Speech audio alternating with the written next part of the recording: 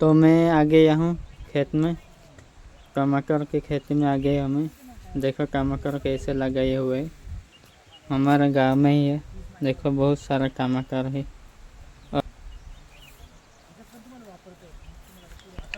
Hello guys, तो हम अभी जा रहे हैं टमाटर की खेती में। टमाटर के बारे में बताने वाले हैं दोस्तों। लगभग 1 एकड़ के ज़मीन में टमाटर डाले हुए हैं यहाँ पर। और यहाँ पर पूरे 12 महीने ऐसी खेती चलती रहती है हमारे गांव में ही है। देखो यहाँ पर फारक भी देखना, यहाँ पर डांडिया नहीं लगाई हुई तो टमाटर भी बहुत कम आए हुए हैं।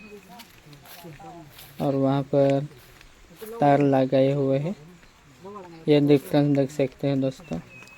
अगर थोड़ी सी मेहनत करके बनाएंगे तो टमाटर अच्छे आते हैं, और मेहनत कम करेंगे तो कम ही आते हैं।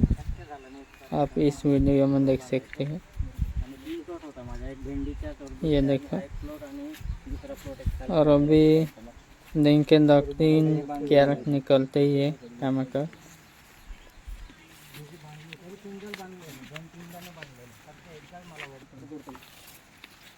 टांगलेला आणि त्यानं टांगलेला याच्यात एक बी मला 2-4 कॅरेट त्यांना उभं करतो का तू गायचं बांबू लोक आहे असं इकडे दुसरं काम नाही।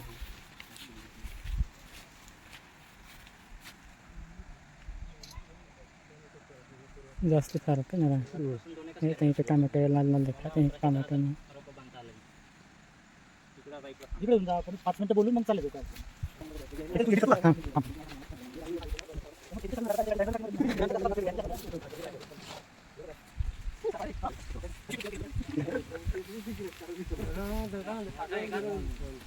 लाल आहे का?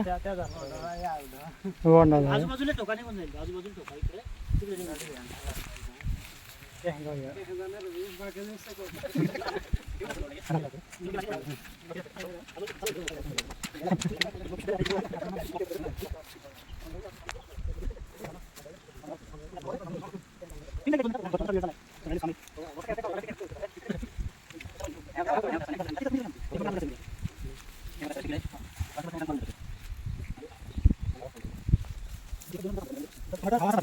म्हणजे चांगलं का वाईट मला माहित नाही, पण जेवढे पण भाजीपाल्यामध्ये रोग आणि कीड येते टमाट्यात सगळे दिसते। म्हणजे सगळ्या पिकांमध्ये भाजीपाल्यातले सगळे रोग आजार याच्यामध्ये, याच्यात करपा दिसतो, लहानपणी येणारा करपा, उशिरा येणारा करपा आहे, त्याच्यामध्ये मरबी आहे, याच्यामध्ये फळामध्ये सुद्धा असे बऱ्याच प्रकारचे डाग दिसत आहे, खतांमुळे पण काही दिसतात। याला कॅट आहे म्हणजे माझे डोळ्यासारखे पण म्हणतात, बरोबर।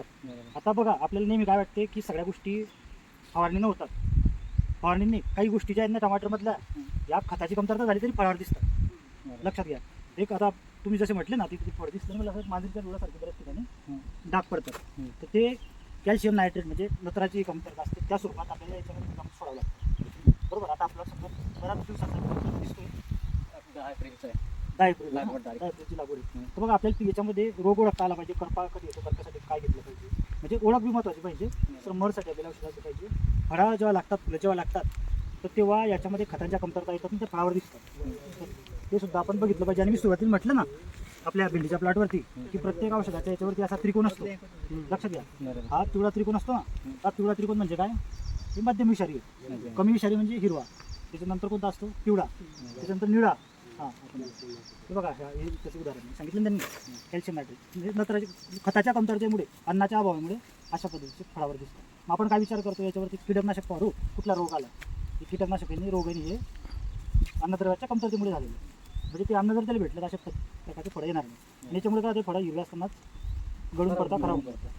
त्याच्यामुळे आपल्याला खतावर पण माहीत पाहिजे, जसं तुम्ही तो वापरता ना कोणाचा तरी कोर्स, तर त्याच्यामध्ये महत्त्वाच्या गोष्टी आपण घेतल्या पाहिजे, गरज नाही की त्यांचाच घ्या, जे मिळतं ते घ्या, पण तो घटक गेला पाहिजे, तो घटक गेला पाहिजे। टाटा सिनीचा पण दिला सरांनी, नाही आपल्याला हा शेड्यूल आहे, काय अडचण नाही, ते पण घेता येईल। माझ्या जेवढ्यासारखं सुरुवातीला दिसतं, नंतर वाढत वाढत जातो। टोटली 4000 रुपये बसवले का? हां,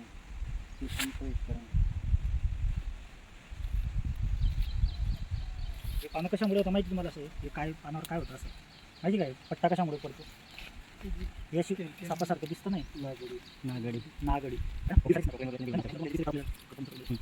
म्हणजे आता आपला तणाव बोर्ड कंटिन्यूअस उभं राहणे आहे फक्त वर राहणे ठीक आहे अशी विषय कंटिन्यूअस पाणी झाला तर चांगला होतो म्हणजे प्लास्टिक पावसामध्ये पाणी किती करतो तसं आपल्याला वाटतं तसं झाड जमीन नसणार याच्यासाठी सुद्धा खताचीच कमतरता आहे. खतं टाकले गेले पाहिजे नायट्रेट सारखे विद्राव्य खतं पाण्यामधून आपण जे दाणेदार स्वरूपात देतो ते खत भेटण्यासाठी 15-18 दिवसाचा वेळ लागतो 12 ते 15 दिवस पण जर आपण पाण्यातून दिले तर 3 दिवसात 72 तासामध्ये पिकायला मिळते.